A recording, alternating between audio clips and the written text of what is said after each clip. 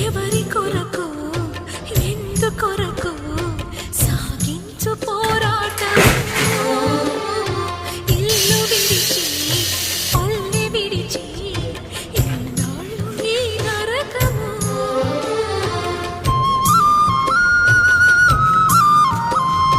గుండెలో బాధలను దాచుకోవాలి